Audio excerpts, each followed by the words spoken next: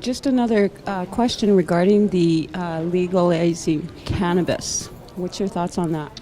Well, as of July 2018, C45 and C46, there are two pieces of legislation. There's also provincial legislation in each of the provinces and territories that will recognize the recreational use of cannabis. Up to this point, the cannabis has been under prohibition, and just like alcohol back in the early 1900s, it was a major societal shift in North America. In our case, as First Nations, we're deeply concerned around the lack of consultation, and as such, I've taken on a national role as the co-chair of the National Task Force on Cannabis, and my role will be to make sure that these issues get elevated. But there is a long list of them: health, social, economic, and jurisdictional. Just in those four areas alone, if you start to look at the issues and impacts, the concerns and the interests of our First Nation communities, we certainly have more than 5 months' work to do. And that the federal government came out of the gates pretty quick and bypassed us in most part of this process, and we're seeking to get that rectified. So we're going to see a lot more awareness? Yes, there will be information. I know in Anishinaabe Nation during this Winter Assembly they're having a session here on that, and we've got one of our members from the staff of the Chiefs of Ontario here providing updates on that, and I will be listening closely and certainly keeping my door open and my phone on to hear any questions, comments, and essentially raising the issues. There's a long list of them, and if we went down the issue of health, for example, we know that there's a potential impact on the developing mind, right? That the brain does get affected by cannabis. It's proven. So, what is that age? Like, how young will children begin to use cannabis now that it becomes legal for recreational consumption? The issue of social. How will our powwows be affected?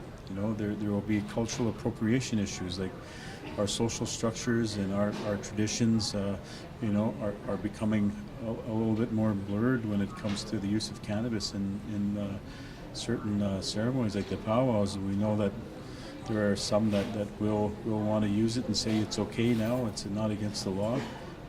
But there's a lot of different opinions in that sense. How will it affect the family socially? The issue of economy, without a doubt, there certainly are a long list of economic opportunities, and there was a deal made between the provinces and the municipalities and the federal government. Basically, the 75 to 25% split. Provinces and municipalities are going to get 75% of the excise tax. The federal government keeps the 25%. We were not part of that discussion, and I urged our national chief to, make that known, and we've got some corrections to make in terms of, making that a priority for our communities. On the issue of jurisdiction, some communities are saying we're interested in dispensaries. We're not in support of a certain age group, and some will just say, listen, we're not prepared to even allow it in our communities. If it's a legal substance, will it be allowed? Some communities in the north may say, we've got a policy in place, and we are a dry community, and therefore we will be a smokeless community as well in terms of cannabis. These are just a number of possibilities and potentials for challenges and issues. I'm sure that there will be times where our people will end up going to court. They'll be embattled in issues that arise as a result of the government not working with us directly to sort this out. So a lot of issues there. Special message you'd like to give out to the youth out there?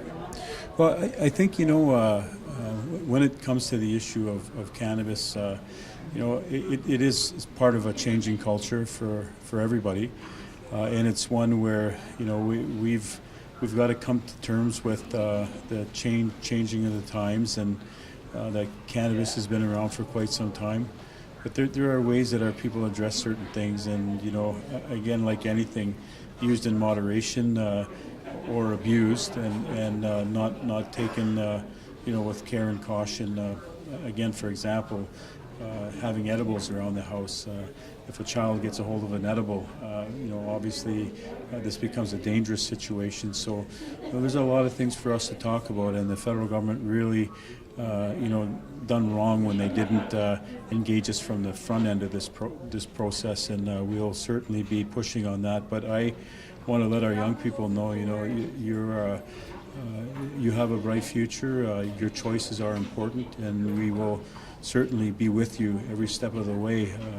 Should it be you make a choice that cannabis is something that you're interested in, or if you end up having issues and challenges with addiction, it should never change. We should always be with you. So that's the commitment the chief should be offering, and I certainly stand behind that. Again, this is News with the Morgan, with Dit News Ledger with Isadore Day at NAN Conference. Chimigwech.